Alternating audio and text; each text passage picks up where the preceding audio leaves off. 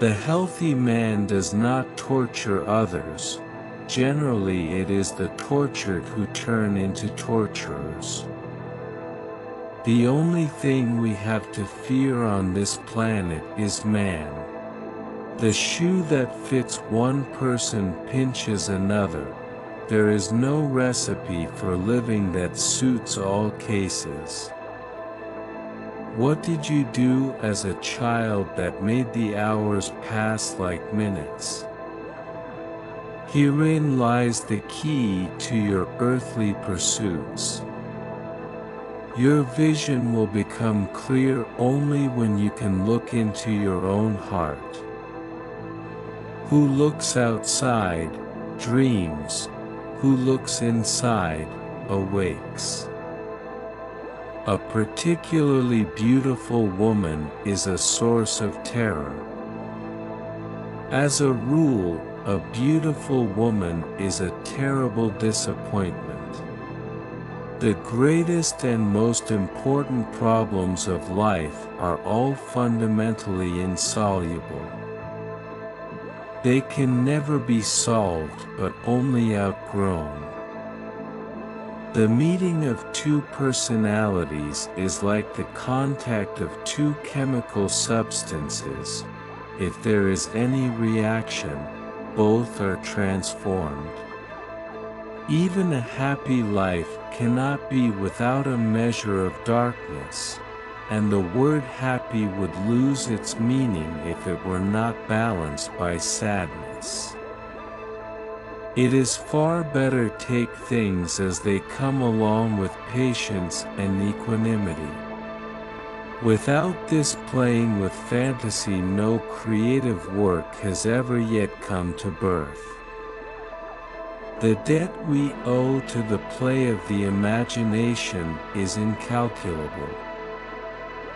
I want to be freed neither from human beings, nor from myself, nor from nature, for all these appear to me the greatest of miracles. We are born at a given moment, in a given place, and, like vintage years of wine, we have the qualities of the year and of the season of which we are born. Astrology does not lay claim to anything more. Where love rules, there is no will to power, and where power predominates, there love is lacking. The one is the shadow of the other. Masses are always breeding grounds of psychic epidemics. Shrinking away from death is something unhealthy and abnormal which robs the second half of life of its purpose. The word happiness would lose its meaning if it were not balanced by sadness. Through pride we are ever deceiving ourselves. But deep down below the surface of the average conscience a still, small voice says to us, something is out of tune.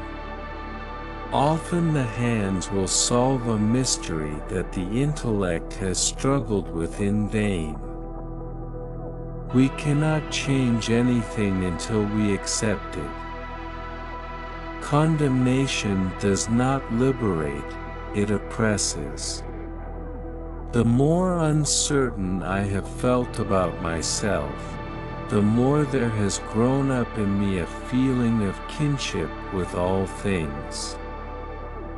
We should not pretend to understand the world only by the intellect.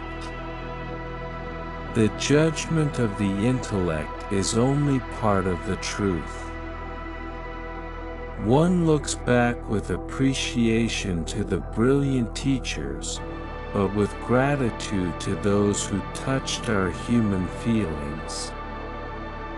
The curriculum is so much necessary raw material, but warmth is the vital element for the growing plant and for the soul of the child. All the works of man have their origin in creative fantasy. What right have we then to depreciate imagination? Who looks outside, dreams. Who looks inside, awakes. Man needs difficulties. They are necessary for health. Follow that will and that way which experience confirms to be your own. Nobody, as long as he moves about among the chaotic currents of life, is without trouble. Find out what a person fears most, and that is where he will develop next. We deem those happy who from the experience of life have learned to bear its ills without being overcome by them. Children are educated by what the grown-up is and not by his talk. Who has fully realized that history is not contained in thick books but lives in our very blood?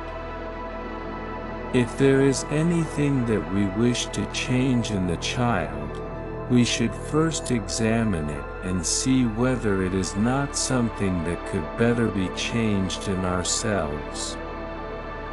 The cinema, like the detective story, makes it possible to experience without danger all the excitement, passion and desirousness that must be repressed in a humanitarian ordering of life. Our heart glows, and secret unrest gnaws at the root of our being. Dealing with the unconscious has become a question of life for us. Knowing your own darkness is the best method for dealing with the darknesses of other people. I have treated many hundreds of patients. Among those in the second half of life, that is to say, over 35, there has not been one whose problem in the last resort was not that of finding a religious outlook on life. The debt we owe to the play of imagination is incalculable. The pendulum of the mind alternates between sense and nonsense, not between right and wrong. A scream is always just that, a noise and not music.